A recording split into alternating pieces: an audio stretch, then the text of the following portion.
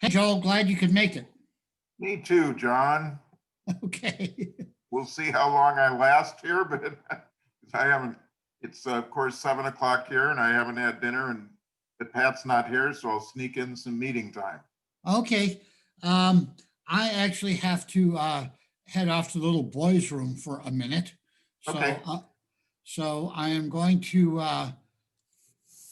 admit some other people, and I'm going to put the recording on pause. All right, we're recording now, and I would, let's see, well, what we do is we start with a review, and the review begins because the U.S. Constitution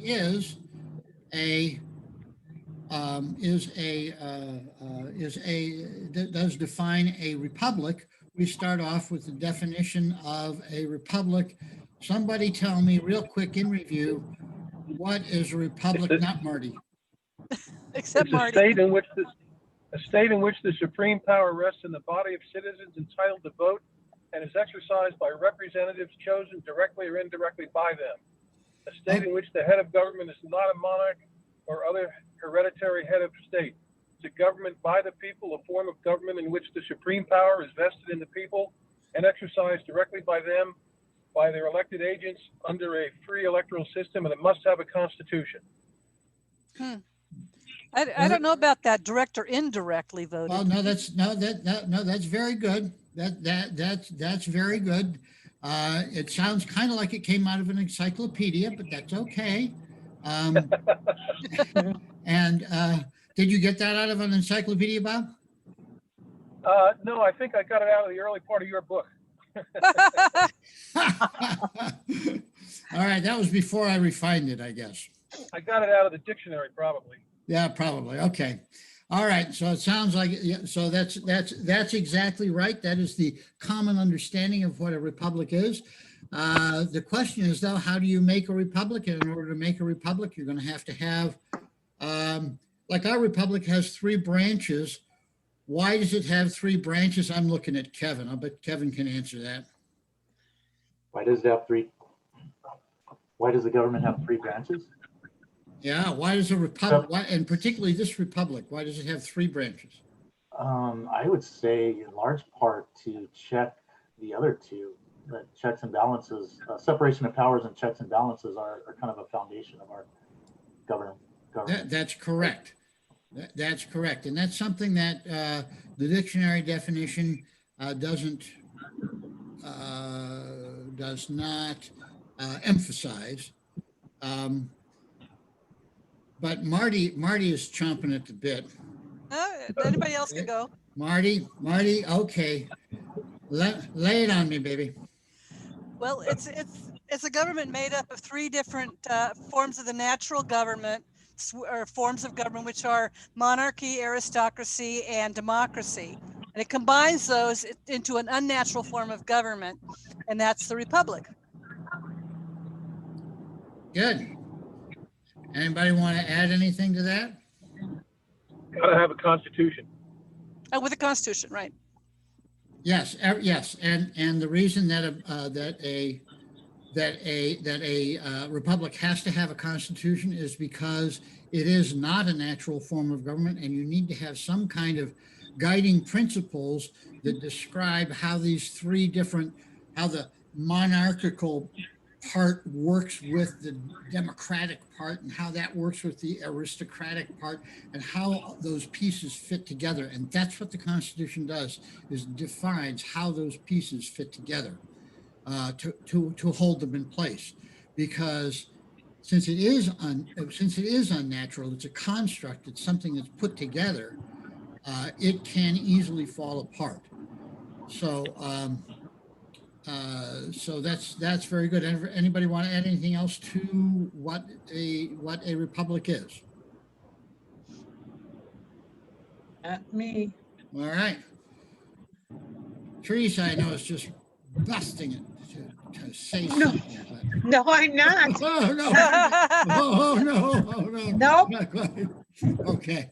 All right. I'm gonna share my screen now. It's Also from the Latin res publica, meaning public things. Well, yes, right. Things that are created by the people. That is correct.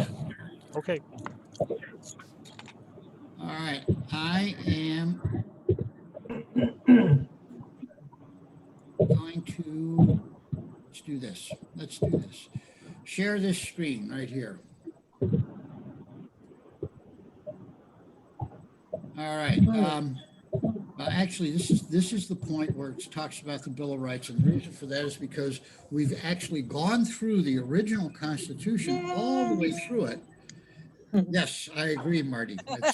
That's a feat. That's a It feat is. for us all to be proud of. Mhm. And it is so it's just a very quick review of the Constitution in its original form was that in the preamble, first they wrote the original Constitution, 7 articles, bang, bang, bang, bang, here are the 7 articles. And then before they presented it, they decided they needed to put something at the beginning of it to sort of let people know kind of why they're doing it, what this is about, instead of just having it be just springing it on people unannounced. So they put this preamble in front of it, which says, we, the people of the United States, in order to form a more perfect union and all that kind of stuff, do establish and ordain this Constitution for the United States of America. And that formula right there describes that it's not just an agreement of the people. It's not just a compact amongst the people, but it is what is called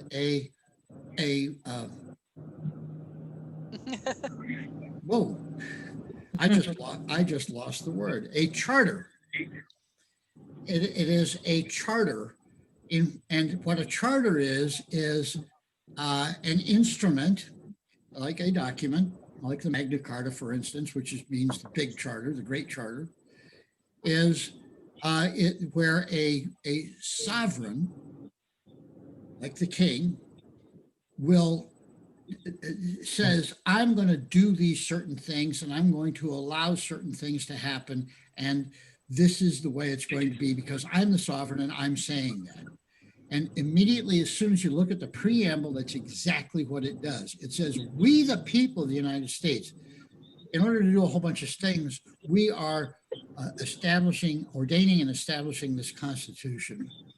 So it immediately says that the government is a product of the people and not the other way around. So, Yes.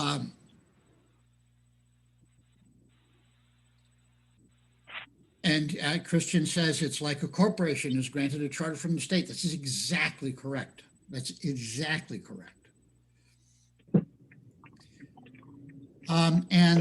So then it said, all right, so we're establishing this thing. Now, what is it that we're going to do?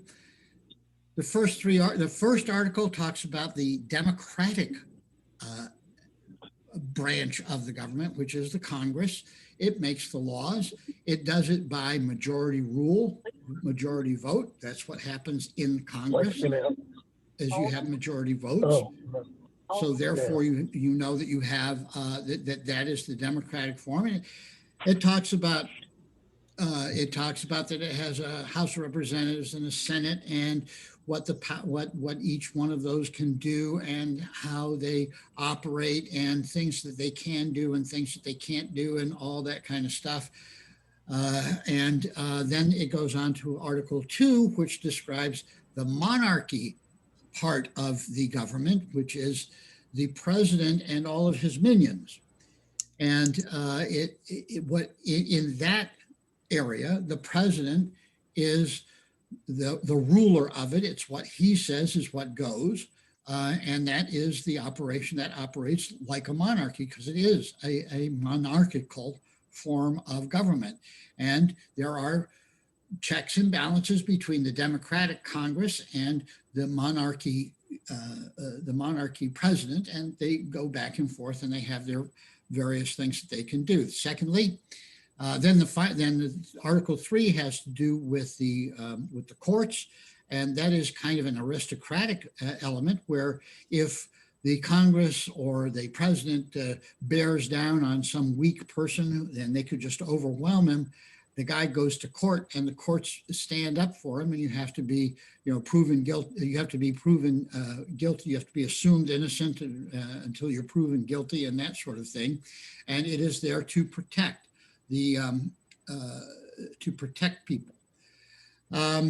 So that's Articles 1, 2, and 3. Name those three branches and describe how those three branches work together. The fourth article has to do with the states, because this is a federal form of government, which means that you'll have different levels of government, and the federal form of government and the federal it's a federal system of governments. Although we call the big national government, we call that the federal government. That's left over from the Civil War, when you had the federal troops versus the Confederate troops. So the name just kind of stuck, and today we still call it the federal government, but really what it is a federal system of governments, which includes the state governments. In Article 4, it talks about the state governments and what the states do and their relationship to each other, and how Congress and the national government operates with the states. Article 5 has to do with how you amend this, because one of the big problems, the huge problem with the Articles of Confederation is that you couldn't amend it. If you tried to amend it, you had to get everybody on board, and it was very difficult to get everybody on board, and so it never could be amended. So we had an amendment process. Article 6 then talks about how this Constitution is now supreme in the areas of the national government, and that all of the state governments and anybody that's in the state governments have to abide by what's in this Constitution. But of course, any laws that are made by the Congress and that the president and his courts and all that, they have to follow the Constitution as well. And that's Article 6. And then Article 7 is merely a statement of, okay, we've finished it. Here we are, and we're sending it now out to the states to get ratified. So that was the original Constitution. And immediately, as soon as it went out to be ratified, it had to be ratified by 9 states. In order to get it ratified, as it says right here, this is from my book. Some of you will recognize this. Getting 9 states to ratify the new Constitution was an uphill battle. So James Madison, Alexander Hamilton, and John Jay wrote a series of anonymous letters to newspapers to convince people to adopt the new Constitution. That's called the Federalist Papers. The anti-Federalists, those who did not want the Constitution ratified, also had arguments against it. They were right. And there's a lot of really kind of interesting stuff that I've written in here. But the point is this. The states ratified it, but they said, we got a problem with this. And the problem is that we don't have a Bill of Rights with it. We want a Bill of Rights. Now, part of Article 1, Section 9 did have a number of provisions in it, which was kind of the beginning of a Bill of Rights, but it wasn't really satisfactory to them for a Bill of Rights. And the reason that having a Bill of Rights was so important, would you like to hear a little bit about the history of Bill of Rights, why a Bill of Rights was so important to them? Yes. Yeah. Okay. So I wrote this book called Your Rights. Can you see that part of it now? Yeah. Yes. Okay. And there was the English Bill of Rights, which was in, the 1600s was like a really difficult time for the British government. You had King James I, he's the fellow of the King James Bible fame. And he he was a great proponent of divine rights of kings, and he had this translation of the Bible made to kind of to make sure that it aimed towards the divine rights of kings. And there are a few things in it. If you look at different renditions and translations of the Bible, there are some things that are a little different. And his son, Charles, by all accounts, was just a complete arrogant, horrible, despicable person.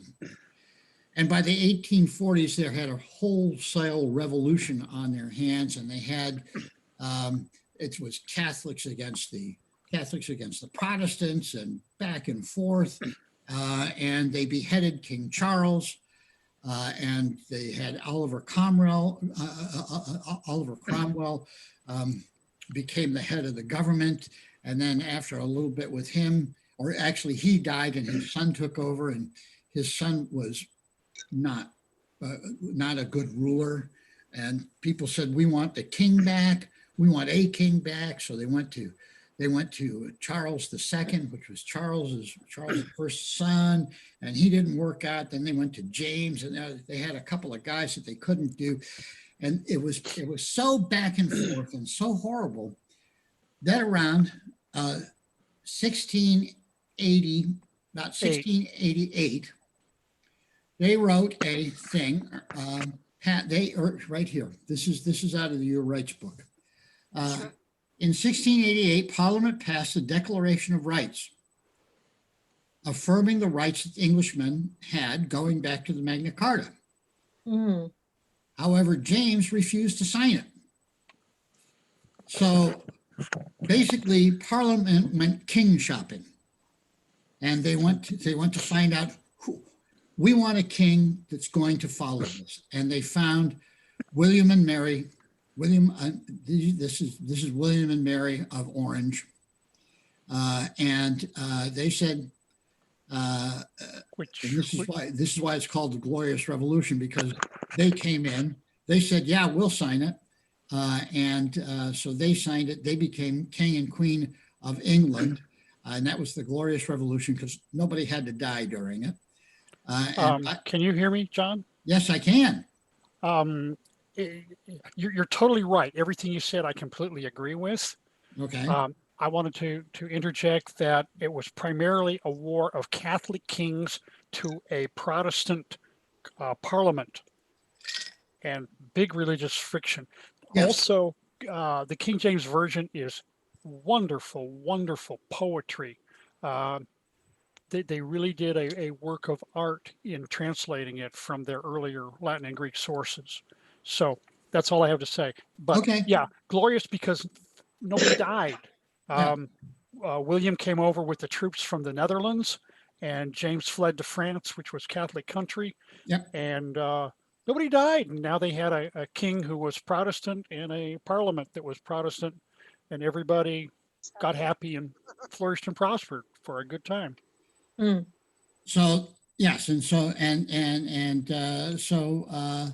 he said, okay, I'll sign this Declaration of Rights, and then it became the Bill of Rights of 1689. So since 1689, these English colonists had been living under a Bill of Rights, and the Bill of Rights had a number of interesting points in it that if you look at it, you see them in our Bill of Rights today. And there's a couple of them that I'm just going to point out. There's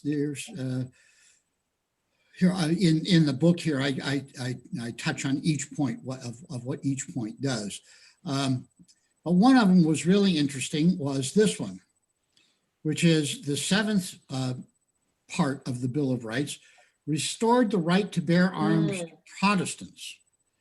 And you can imagine how it would have been to be a Protestant and you couldn't bear arms, but your Catholics could. You were completely under their control. So this restored the right to bear arms to Protestants. This goes back actually to, okay, very briefly, I'll do this. Anybody ever hear of the book of Esther out of the Bible? Yeah. Okay. Heard of it. Yeah. Book of Esther is probably my favorite book of the Bible. It actually in the King James version, actually in any Protestant version, the name of God is not mentioned at all, which I thought was kind of interesting. But basically what the story is that Esther is in the court of the king of the Persian king, and the Persian king makes an edict that says on a certain day anybody in the kingdom can go and beat up on the Jews and take their stuff. Wow. Yeah, right. Exactly right. Exactly right. Yes. And Esther, being part of the Hebrew tribe there, wanted to fix this, and it took a great deal of courage on her part and so on to go and approach the king and all that. Was she a consort of the king? I'm not going to say consort. You can say consort if you like. I just don't know. I'm asking. She was in that Ballpark. realm. Okay. And she went to and see, here's the problem with the king, with the king here is that, and Kevin knows this story very well, so he's going to be side checking me, I can tell right now. The problem with the king is that when the king makes a decree, he can't take it back. It's sort of like he's kind of like infallible. So he's not allowed to take it back. So you can't go and say, hey, king, you're going to kill all my people. You can't do that. Please take it back. But she worked it around so that she had him make a second edict. And the second edict said, oh, yeah, on that day when you can go and you can steal all the Jews' property and all that kind of stuff, they have the right to fight back.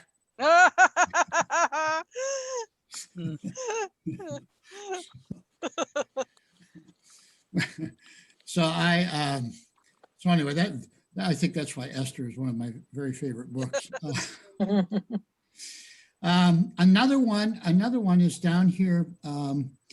The 10th part of the English Bill of Rights, you see again in Amendment 8 of the US Constitution, and it talks almost word for word about excessive bail is not required, excessive fines imposed, or cruel and unusual punishment inflicted. That's straight out of the English Bill of Rights. So they wanted to have, so here they were, I'm going back to back to the Constitution book again. They said, yeah, okay, that's fine. You got this Constitution, but we want a Bill of Rights. We want a Bill of Rights. We've had a Bill of Rights now for almost 100 years as Englishmen. We don't trust government. We know that government will infringe upon them. You have to have a Bill of Rights. So they said, okay, we will do that. And it got ratified with the promise that they would propose a Bill of Rights. James Madison was elected to Congress in 1789. He won a seat over opponent James Monroe. And what his campaign was about is he promised that he would get a Bill of Rights submitted to the states. That was what he did. And so didn't he write the Bill of Rights, John? He and a couple of other people, they all had a bit of a hand in it, but he was the guy that pushed it through. Cool. He was the guy that made sure it happened. In here it talks about Madison kept his campaign promise. He culled and worked over 210 amendments proposed by Congress and presented 210 amendments that were proposed by the ratifying conventions. They'd come up with these 210 things. So he boiled them down to 19, which he sent to Congress to say, okay, here's your possible amendments. And Congress passed 12 of them out to the states. Of those 12, the first 2 were not ratified By the states. by the states. But the 10, which is 3 through 12, numbers 3 through 12, became the Bill of Rights ratified in 1791. And then another one, I believe it was the very first one, became ratified in 1992 as the 27th Amendment, because there was never any Time limit. there was never any time limit on it. And a number of states had ratified it, and somebody said in about 1991 or so, said, this is a cool idea. And a number of states have ratified it and others haven't. He just started going around to all the state capitals and said, how about ratifying this? And they said, yeah, okay, let's do that. So it finally became an Amendment 27. It's the last amendment that we've had. Kitty. So now we can get into the amendments themselves.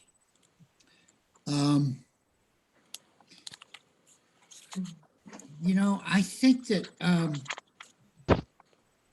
actually that this page right here gives this page right here gives a very nice overview of the 10 amendments as they are and how they fit together. So I think we're just going to go ahead and read this. I know that it's not usual, and I don't like reading my own words out because what we're doing here is we're talking about the Constitution. We're not talking about what I think of it.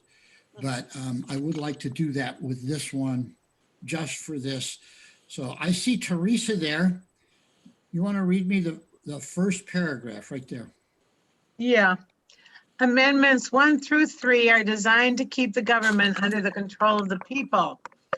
These rights are not granted to us by the government, but are a part of our nature. Government is not allowed to ignore the nature of the people. Good. That's what 1 through 3 do.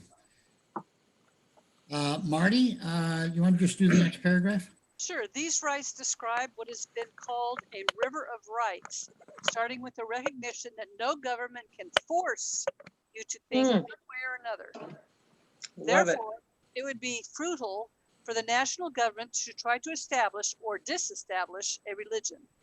Good.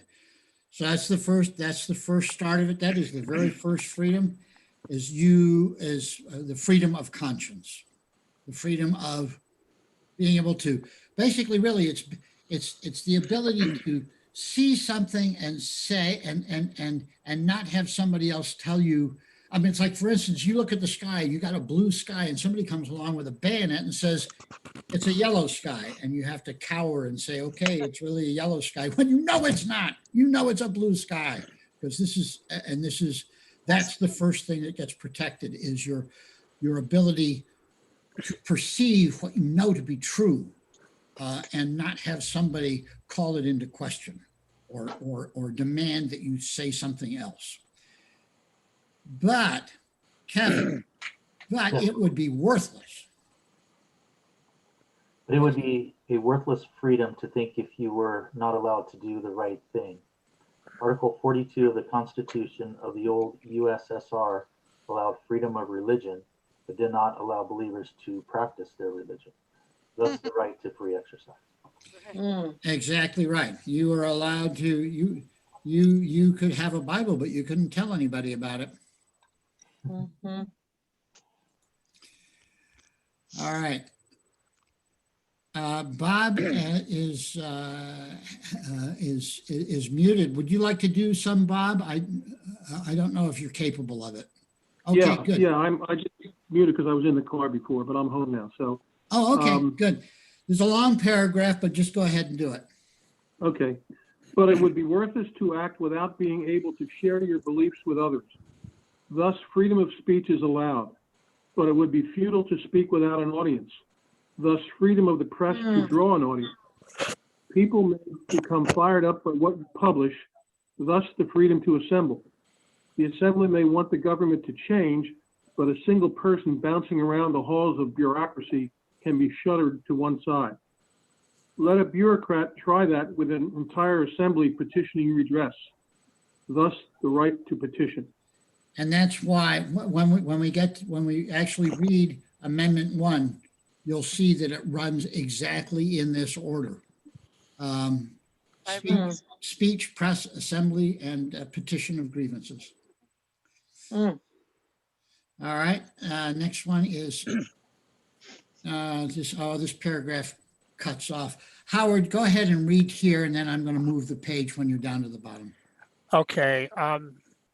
The First Amendment protects the only effective nonviolent method that people have to keep the government under their thumb, secure in a state that is free. The Second Amendment provides for the ultimate security of a free state. It is not about duck hunting or gun collecting. It is about what happens when the First Amendment fails.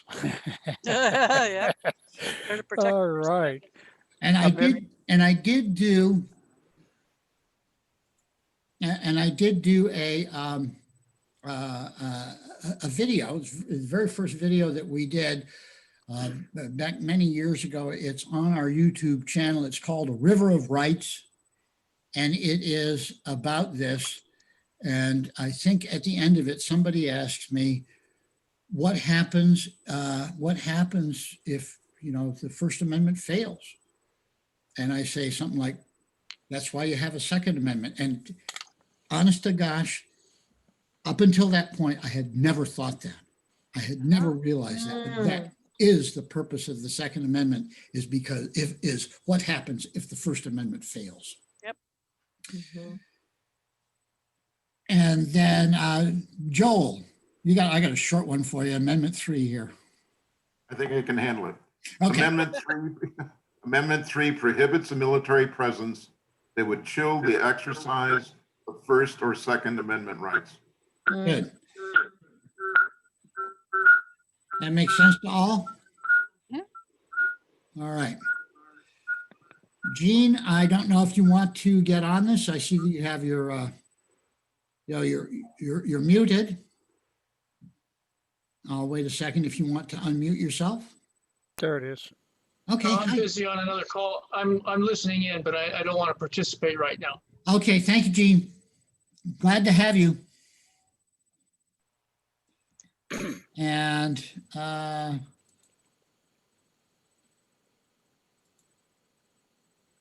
so, all right. I'm just going through my list of people here. Teresa, you want to read about 4 through 8? Yeah. Amendments 4 through 8 define another river of rights, which keeps the people from being individually persecuted by the government. Amendment 4 protects rights that a person has before being accused of a crime. Amendment 5 is rights a person has after being accused. Amendment 6 is the rights during the trial, while 7 guarantees the jury. The 8th says there are rights even after the person is convicted. Wow, what a neat bundle. So the first one is keeping the people as kind of as a group of people in charge of the government. And then 4 through 8 says if the government tries to come after you as an individual, they are prohibited from doing these certain things. They got to play by these rules so that they can't gang up on one particular individual that they don't like. That make sense? Yeah, that's impressive that they're so concise there. That's really good. I know. It is impressive that they thought that. Okay, Marty, I have you next. Okay, Supreme Court decisions and citizens groups are constantly defining what these rights are. For instance, the death penalty has been declared a violation of the 8th and then reversed, undoubtedly due to outcry from concerned citizens. Regarding the guarantee of jury, the Fully Informed Jury Association is hoping to influence society and the courts that jurors are not informed of their powers as jurors, allowing government officials to effectively nullify the 7th Amendment. Whoa, yeah. So there are, as I say there, Supreme Court decisions and citizen groups they're constantly back and forth defining what these rights are and where the line is that has to be crossed or can be crossed. And then Howard, I think you're going to enjoy this paragraph here. I certainly shall. Amendments 9 and 10 are designed to keep as much power in the hands of the people and the states as possible. The people have other rights than the ones the writers of the Constitution mentioned. Also, if the writers fail to mention a power granted to the national government, then it is not allowed to assume that power. Yeah. Yeah. No, power of the people. Indeed, we are the people. We Woohoo. are the people. Mhm. Exactly right. Exactly right. All right. Let's see. All right. Amendment 1.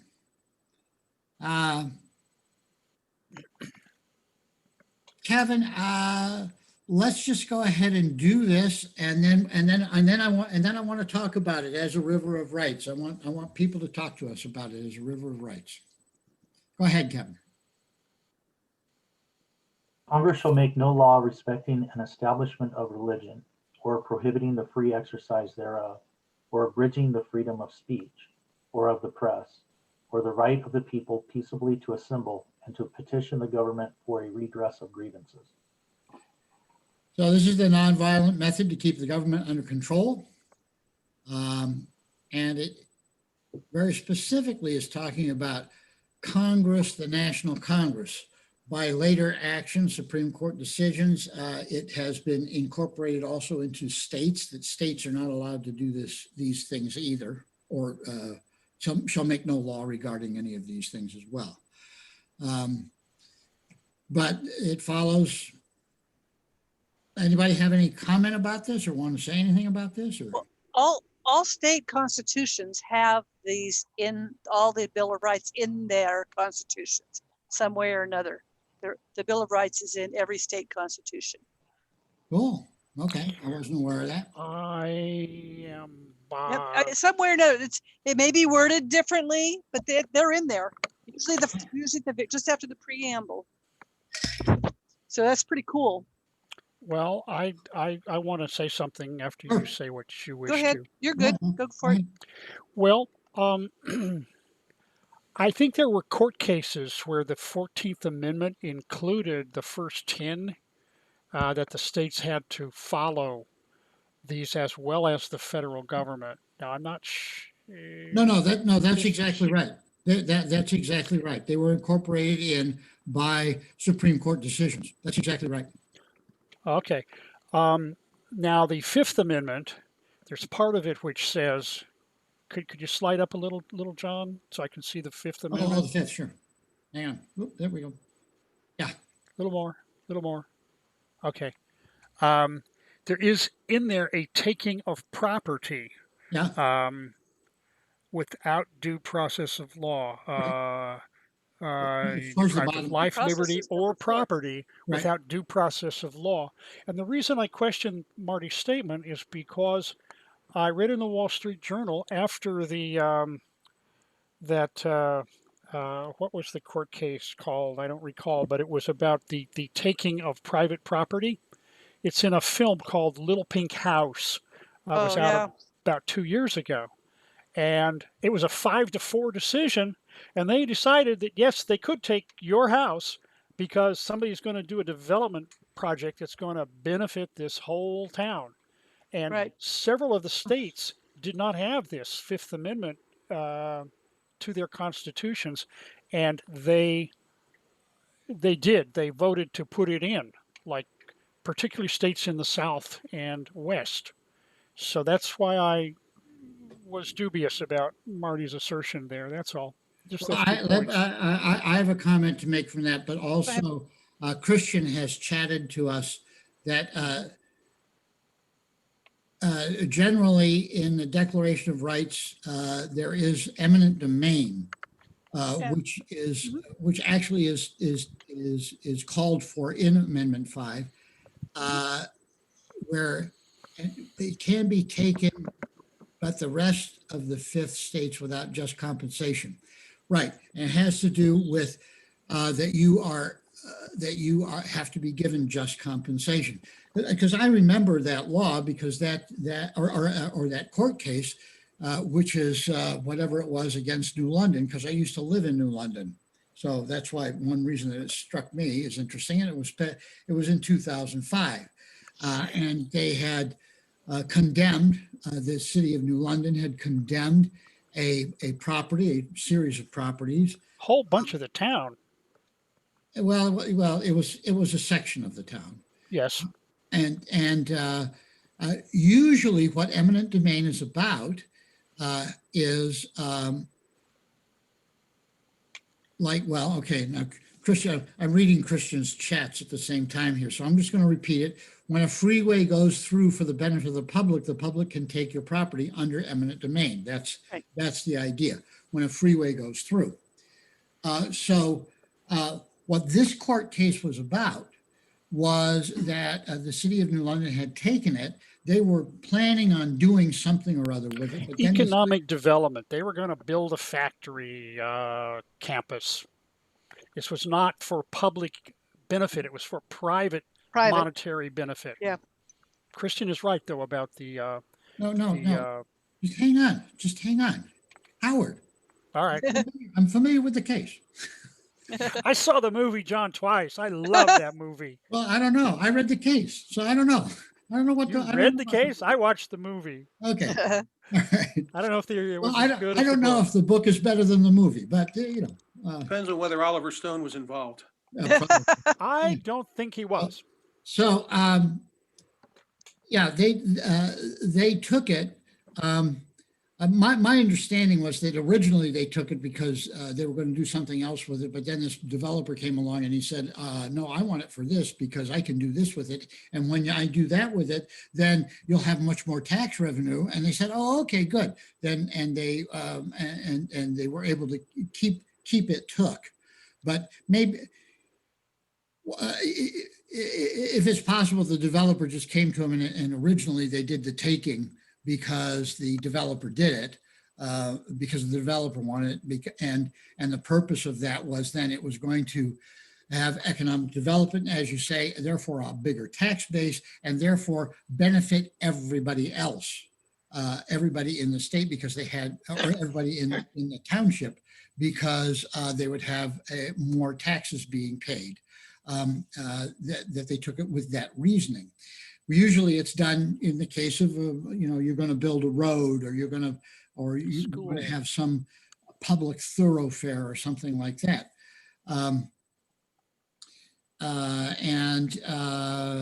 Christian just said only a state has eminent domain. The U.S. does not and then he gives a case here, Pollard's lessee versus Hagen. And a state must cede or sell the property. Unfortunately, I don't know what that means. Could I have the court case name, I don't know why Christian is saying that, Christian. I'm sorry that I think it's incorrect, but I'd like John? the court case name. Right, may I throw something out there? Yeah. Say- In Grants Pass right now, are you familiar with the situation where the city or the county is attempting to take a piece of property from the concrete, the company, very established. That's actually a really good example of it. And it is eminent domain. And let's just do New London real quick. What New London was usually it's for some public purpose thing like a freeway, like Christian said. Or building a road or whatever like that. However, in this particular case, it was for economic development and a bigger tax base. And the court looked at that and said, okay. And they bought it. And they said, so you can do that. You can condemn something for it to be used by a private person for the benefit of the public like that. And if you can argue it well enough, that's what you can do. What Kevin is about to talk about has to do with in Grants Pass, the city. Could I say one thing real quick, please? Okay. It's relevant. The project in New London was canceled 2 years later because Right. the company changed its mind. So it was Right. both tragic and ironic. Well, so now does the city, yes, that's right. Yes, I remember that. Now, so now does the city still own that? I don't know. I don't think the city ever did. I think it was passed directly to the company. John, may I add something to that real quick? Yeah, yes, Kevin.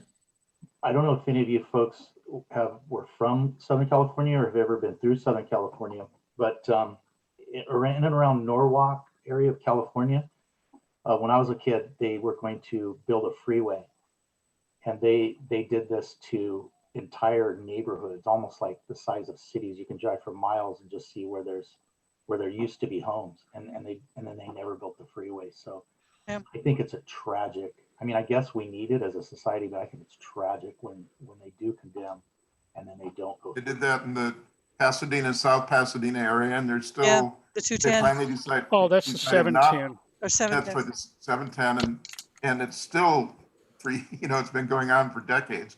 Yeah. And just I saw in the paper 2 weeks ago that now the city's still trying to get the property back from Caltrans because they decided not to build the freeway. So Yeah. it goes Yeah. on. I guess what I was referring to was around the 605. but- Yeah, 605 Yeah. in Norwalk. That's correct. Okay. Let's see. What was my thought? Well, we were going to, Oh, Chavez Ravine was taken by the city for the Dodger Stadium. Anybody know that? okay. All right, so anyway, that's eminent domain, that's Amendment 5. We aren't there. John? Yeah, okay, all right, Marty, obviously we've hit Well- an area of interest here. Well, I want to know, because I want to go back to what Howard disagreed or wasn't sure about all of the state constitutions having these articles. But there's a thing that any new state added to the union has to go on the same footing as the colonies. So since the colonies all had this in them, every state that joined the union has to have the same stuff in it. You look at any constitution, California, it's in there. Florida, I've just got it right here. All your 10 Bill of Rights are in there one way or another. Okay, Okay. I haven't visited all 50 states. I haven't either, but But for everyone that I know of, like Oregon and California, they are in there in as you say, in one way or another. Okay. May I say something, please? Mhm. Howard, are you suggesting that we have not allowed you to say something before? No, I just don't want to interrupt too brazenly here. I like to be a little discreet. Okay, so being a little discreet, Marty is of course correct, as is John. However, when the Fifth Amendment of the federal Constitution was invalidated with the 5-4 decision that yes, they could take the property for economic benefit, about 10 states changed and they added the Fifth Amendment to their state constitutions that said, no, you cannot take it for economic purposes. Only was that a ruling public- by the court, or was that actually was that an amendment saying you can't do that or you can do that? the United States Supreme Court invalidated that clause. Okay, just wait, hang on a They second. don't rule. Hang on a second. They make The opinions. United States Supreme Court applied this area, this particular thing in a way that you believe is incorrect. Correct. They did Yes. not invalidate it. They applied it in a way that they believed was incorrect. I happen to be on your side, however. I believe that it was incorrect as well. But after they had done that, and we all are aware what that situation is, Mhm. and Marty is saying that then shortly thereafter, I think that what Marty is saying is that shortly thereafter, some states added to their constitutions that they are not going to allow that to happen in their state.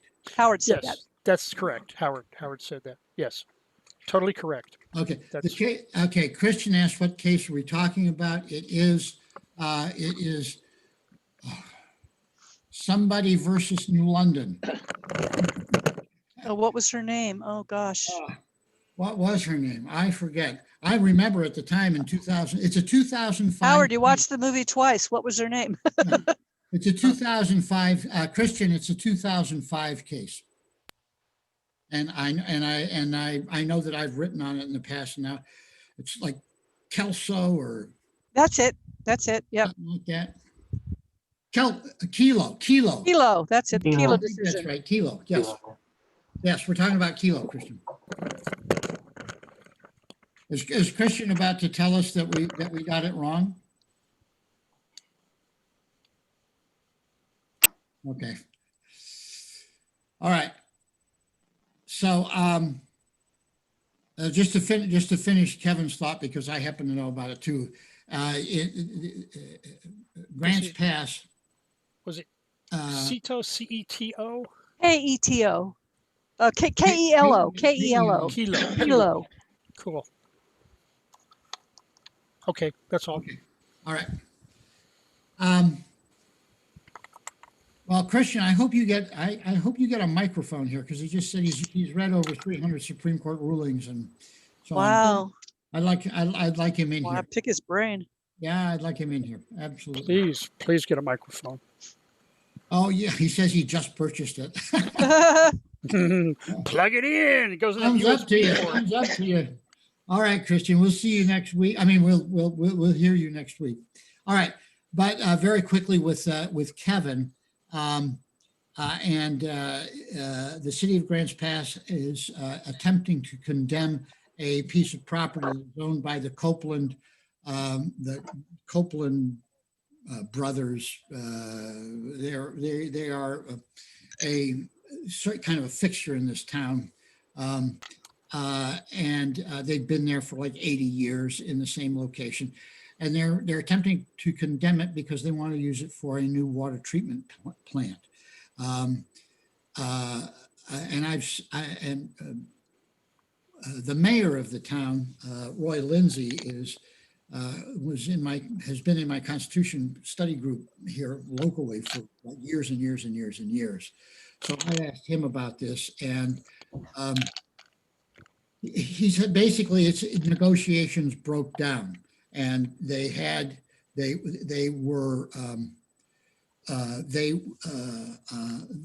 made an offer. It was taken and then refused, and then they wanted more money, and the basis of this problem is it's around the idea of just compensation. What is just compensation? And that's what their problem is what is just compensation? So anyway, that's Amendment 5. We are well ahead of ourselves here. Yeah, we go back to number 1, freedom of speech. Yeah. All right. So we just did Amendment 1. Dare we try? It's 5 o'clock. Dare we try Amendment 2? No, Teresa's got something to say. Oh, Teresa. I just have a comment, and this probably going into a whole different realm. I look at Amendment 1, and it says, Congress shall make no law respecting an establishment of religion or prohibiting the free exercise thereof. And I just go nuts when I know that 95% of churches in America right now are shut down, and it's making me crazy. Yeah. Prohibiting the free exercise thereof. Yeah. And Gavin Newsom has been sued for this. Oh yeah, God, California. Sue him 1,000 times and over I other believe things it too. was, Teresa, yeah, you can put your head back on. It's going to be okay. It's gonna be okay, because for one thing, I believe it's in Pennsylvania Yes. that the federal court has said that the strictures, mandates, whatever that the governor tried to put on there are unconstitutional. Yes, that's correct. Yeah. Christian just mentioned, and Michigan as well. I heard I Michigan. know cool. to mention that as well. that in Michigan, I don't think it was a federal court in Michigan. I believe it was a state court in Michigan. Christian, if I'm wrong, you can correct me. But in California, it's not going quite so well. There's a church local to me that has just been going through every level trying to get permission to do in church services, in building services, constantly being shut down. What's that? They don't need permission. It's in the Constitution. They have the right. Understood. Yeah, right. And you petitioned Newsom, and Newsom turned him down. And I don't know what level they're at in the courts, but so far all the courts have turned him down. So I don't disagree. I want it too, but California is not following the Constitution, the line of Pennsylvania or Michigan just yet. Now, Not as not much. yet. I live in Pennsylvania, and we had our church service this morning. It was outside. It wasn't inside, but I'm a little concerned that if they do let you have them inside, then people have to be a little bit more careful than they might be and practice some distancing. But we've done it on Zoom, and we've had it outside for the last few weeks. And our session every month grapples with what to do next, because it's going to get cold here pretty soon and we won't be able to do it outside. But it's a real problem, and every church is trying to figure it out, and there is no one solution that I've heard of yet that's working. Right. Yes. Well, what it really comes down to is whether or not people are afraid of the virus. that's right. And that's why I do what I do with nutrition, because it builds immunity. And if you have immunity, then you don't, all of this stuff is who cares, Yeah. What do you use for that immunity, John? Scotch? I'm sorry, what What do you use for your immunity? Scotch? no, B vitamins, a lot of B B vitamins, vitamins, a lot of vitamin D, zinc, minerals, and basic core nutrition. Mhm. Christian wrote that, and this is really what the real problem is with most of these orders, is that the governors cannot write orders without legislation to support. That's correct. And most of them, most of these orders that were originally done because governors had been granted by their legislatures previously, Emergency power. have been allowed emergency power, which is usually for a specific period of time, and they have to be able to say what the emergency is.